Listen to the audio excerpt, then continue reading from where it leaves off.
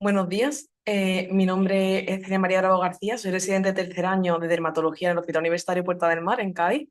Hoy estamos a, creo que 29 de abril, y hace 17 grados, hace un día con bastante viento aquí. En el índice de la sesión de hoy, en el que vamos a hablar de malformaciones vasculares, pues básicamente, en primer lugar, vamos a hablar un poquito de la definición de malformaciones vasculares, de su clasificación más actualizada, cómo deberíamos hacer el diagnóstico de estas entidades, también una base sobre la genética, porque es importante para entender las diferentes malformaciones vasculares y su tratamiento, y ya unas pinceladas pues, de las más típicas para que aprendamos a diferenciarlas clínicamente. Bueno, lo primero, saber qué significan las anomalías vasculares congénitas. Como su nombre indica, pues realmente anomalías pues, son un grupo variado de entidades que normalmente las dividimos en tumores y en malformaciones, que es de lo que vamos a hablar hoy, y aunque en su nombre venga la palabra congénita, hay que saber que no siempre están presentes al nacimiento.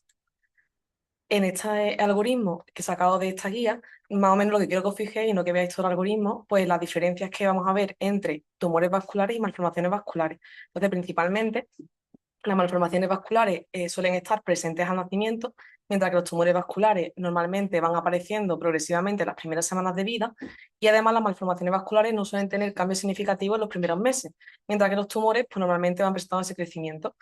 Una cosa también que tenemos que saber es que, a pesar de que hemos dicho que la mayoría de las malformaciones vasculares están presentes al nacimiento, en ocasiones pueden tardar semanas, meses e incluso años en manifestarse. Otra cosa que quiero que nos fijemos en el algoritmo, esta parte la podemos obviar un poco, las malformaciones vasculares, una forma fácil de clasificación es según el vasoafecto. En las simples pues pueden ser capilares, venosas, linfáticas o arteriovenosas, pero hay que tener en cuenta también que hay muchas malformaciones vasculares que son combinadas. La clasificación más actualizada es la de la ISVA de 2025, que básicamente divide esas anomalías vasculares en tumores vasculares, como he mencionado, y malformaciones vasculares. Y dentro de las malformaciones vasculares las divide en primer lugar en alto flujo y bajo flujo. De alto flujo, como podéis ver, hay muchas entidades. De hecho, siempre en todas veréis que hay algunas entidades que son sindrómicas y la mayoría pues no vamos a hablar. Y en las de alto flujo principalmente vamos a hablar de las malformaciones arteriovenosas.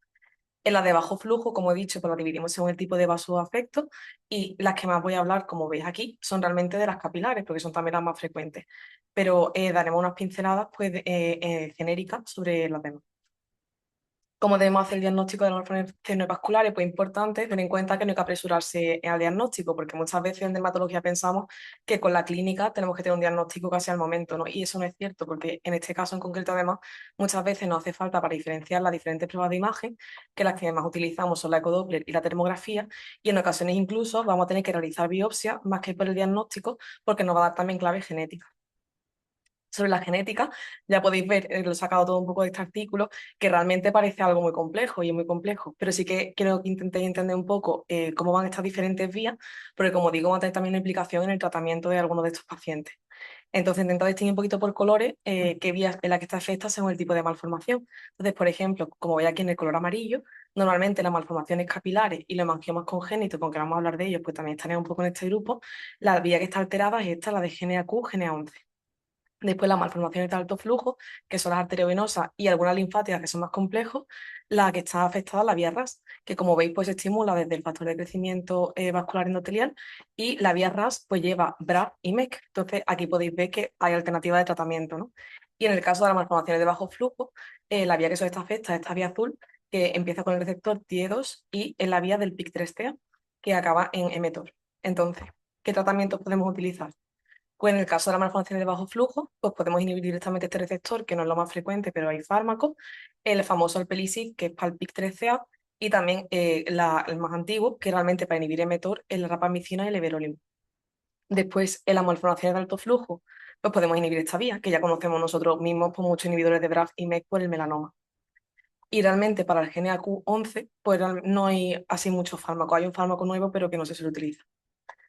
Y también podemos inhibir esta vía alta, porque como podéis ver, al final el factor de crecimiento vascular endotelial pues, da un poco pie a cualquiera de las dos vías, aunque es más para la vía RAS, pues podemos inhibirlo, ¿no? Con el bevacizumab, y también pues incluso la talidomida. Y este receptor con el pazopanib, pero que tampoco se utiliza mucho en malformaciones. Entonces, bueno, esto es un poco complejo, pero quiero que lo intentéis entender un poquito porque nos va a implicar sobre todo el tratamiento que vamos a ir viendo en la sesión. Las malformaciones capilares parece que son muchas, pero ya vamos a ver que son muy fáciles y son las que me he detenido más en explicar porque creo que son las más fáciles de conocer clínicamente y las más frecuentes. Entonces, así como generalidades, las capilares pues van a aparecer como máculas o manchas de color así claro, rosado rojizo, que es muy importante para diferenciarlas de las demás, pues no tienen ni pulso ni aumento de temperatura. En las pruebas de imagen, si hiciésemos la ecodoppler, veríamos que son de bajo flujo y en la termografía pues son isotérmicas, del mismo color que el resto de las zonas adyacentes. En la genética, como he explicado antes, la vía que suele estar afecta es esta. Entonces, la primera, la mancha salmón o nebus simplex, que es la malformación capilar más frecuente. Como podéis ver, normalmente aparece en la línea media frontal, pudiendo afectar también a los párpados, a la nariz, y es frecuente que se acompañe pues, de otras manchas salmón, que suele estar sobre todo a nivel occipital, aunque en ocasiones podemos ver también incluso en región dorsal o lumbar, que es algo más atípico.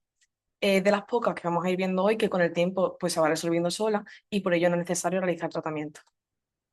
Sin embargo, la mancha de vinoporto, que podéis ver aquí, es mucho más oscura, tiene los bordes mucho más definidos y puede afectar a cualquier parte de la región facial, no solamente a la línea medio frontal.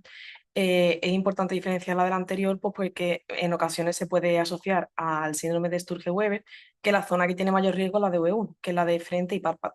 Siempre que se afecte, pues tenemos que descartar que no haya este síndrome, en el que básicamente, como un poco por la genética de cómo se forma la cara, pues también estaría afecto el cerebro, puede haber una malformación vascular leptomeningia, ¿no?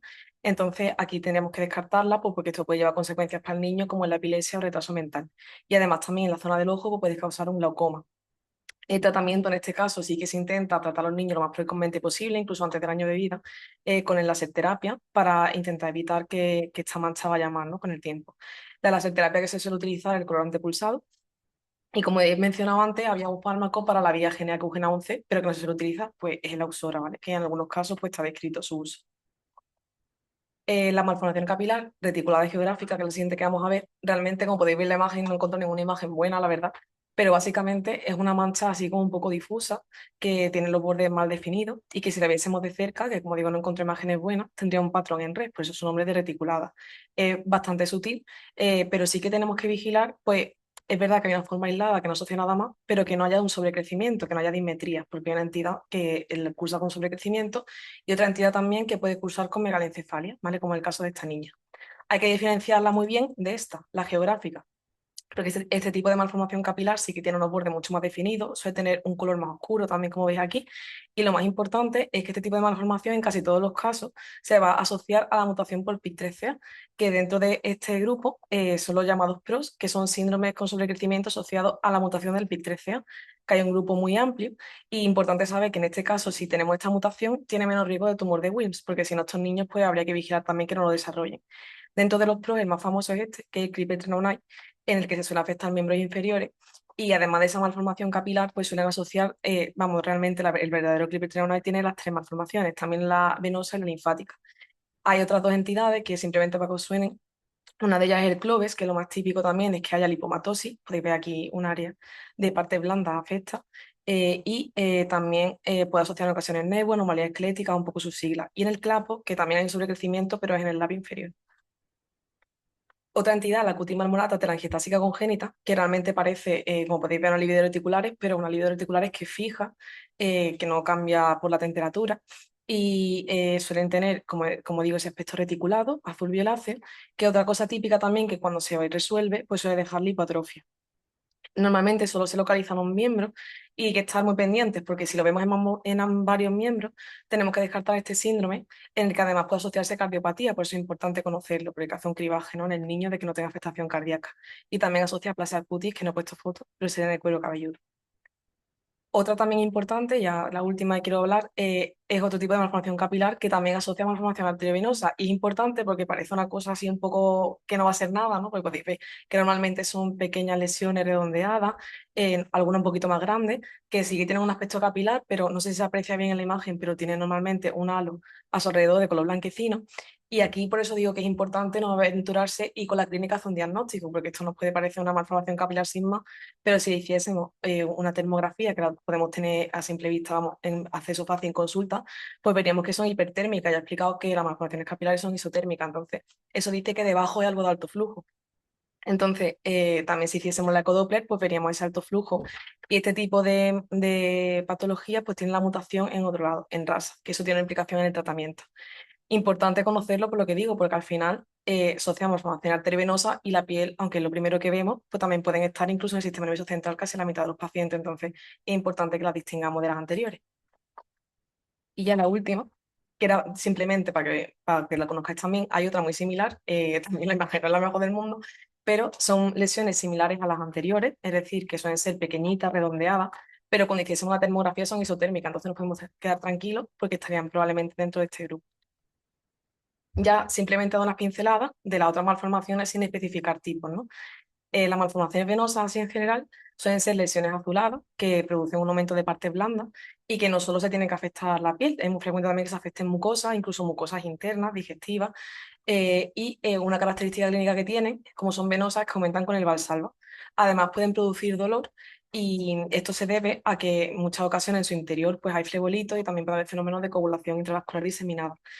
Una cosa importante para diferenciarlas con la prueba de imagen, también hemos dicho que son bajo flujo e isotérmicas, es decir, son igual que las malformaciones capilares, pero clínicamente, como veis, no.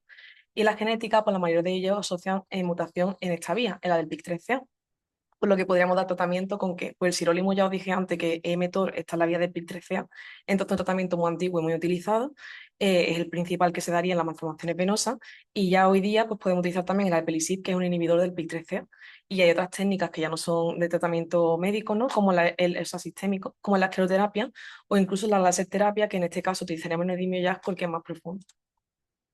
Hay un subtipo en concreto que quería mencionar, que es este, que son malformaciones lumovenosas, con las que se ve una, yo creo que ya siempre te acuerdas, que son placas o manchas grandes de color azulado, que en su interior suelen tener como otras lesiones más pequeñas de color violáceo, y que una cosa importante, que aunque sean venosas, no suelen tener cambios con el valsalva ni con las posturas, y son muy, muy dolorosas a la palpación. Y son, normalmente, pues podéis ver algún trayecto venoso más marcado.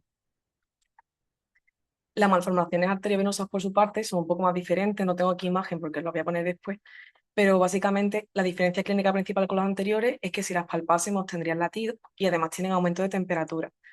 Al igual que la anterior, también se pueden afectar vísceras y sistema nervioso central, no solo pensar en la piel. Y hay diferentes estadios evolutivos, que son estos estadios de Schrödinger del 1 al 4, que es importante intentar tratarlas en los estadios más precoces. En las pruebas de imagen, pues sí que veríamos en esta, a diferencia de la anterior, un alto flujo en la ecodoppler y además en la termografía veríamos un aumento de temperatura. Aquí ya sí que suelen utilizar otras pruebas de imagen, como puede ser la resonancia o la arteriografía, aunque es más raro utilizarla, pero se podría utilizar sobre todo de cara al tratamiento. Y la genética sí que aquí es muy compleja y por eso no la voy a explicar, porque realmente hay muchos genes que pueden estar mutados. Respecto al tratamiento, normalmente como la vía que se suele afectar, como expliqué antes, es la de RAS, BRAF-MEK, pues podríamos utilizar un inhibidor específico de RAS como el sotorasib, también inhibidores de MEK como el trametinib, que en ocasiones se utiliza en combinación con el sirolimus, y también en la vía alta, si os acordáis, estaba el receptor de BEF, entonces podríamos utilizar inhibidores de este como el bevacizumab o la talidomida. Aquí en estas imágenes pues, podéis ver un poco alguna malformación arteriovenosa que si veis la clínica realmente a lo mejor puede ser difícil diferenciarla, podría ser de una venosa, por ejemplo. Y en esta imagen de aquí sí que podéis ver que en general suelen ser manchas o máculas que suelen ser de color parduzco o color rojizo con borde bien definido. Este sería un estadio de Schrödinger 2 en el que vemos algún cambio. Y ya lo que no tenemos que llegar nunca a este estadio, que este es el 3 en el que ya sí que se ven ulceraciones, porque son lesiones además muy dolorosas. Y ya por último, las malformaciones linfáticas, que las vamos a dividir principalmente en la clínica en microquísticas, que vemos pequeñas vesículas, y en las macroquísticas, las que se ven en verdaderos tumores.